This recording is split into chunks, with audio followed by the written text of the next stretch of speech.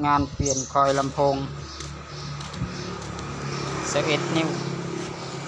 4 ดอกเป็นของยี่ห้อกิฟโอ้ยไม่เล็กใหญ่หลายเดี๋ยวเรามาเบิ่งนำกันเลยเป่าฝุ่นทำความสะอาดจากนั้นจึงใส่ได้เป่าอ้อมแล้วจึงใส่มีดคัตเตอร์ค่อยๆจิ้มออก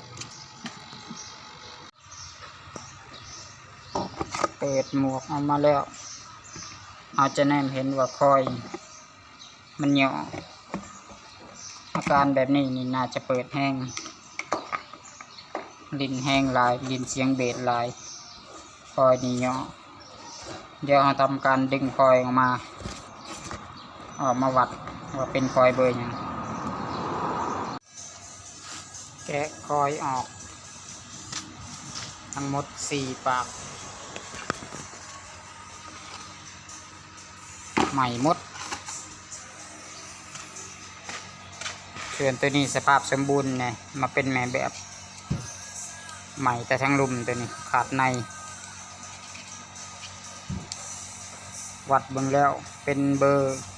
125ก่อนจะใส่นี่มันขูดกาวออกหมดขูดกาวนี่ออกเพื่อให้ร่องคอยนี่ลงได้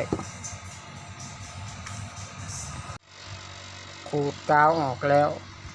ทำการเป่าฝุ่นแล้วก็ขีกาวอย่างนี้ออกหมดแล้วเรามาเบิ่งคอยลำโพงที่สั่งมามี4 อันคอยเบอร์125 11 นิ้ว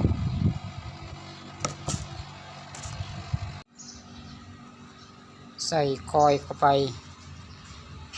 กาว AB แบบคูใส่2 ลำที่3นี่มันใส่บนจุกนี้เพื่อบ่ให้มันออกในบอนสายสะดือนี่ต้องใส่หลายๆจากนั้นจึงเป่าฝุ่นแล้วก็ปิดฝา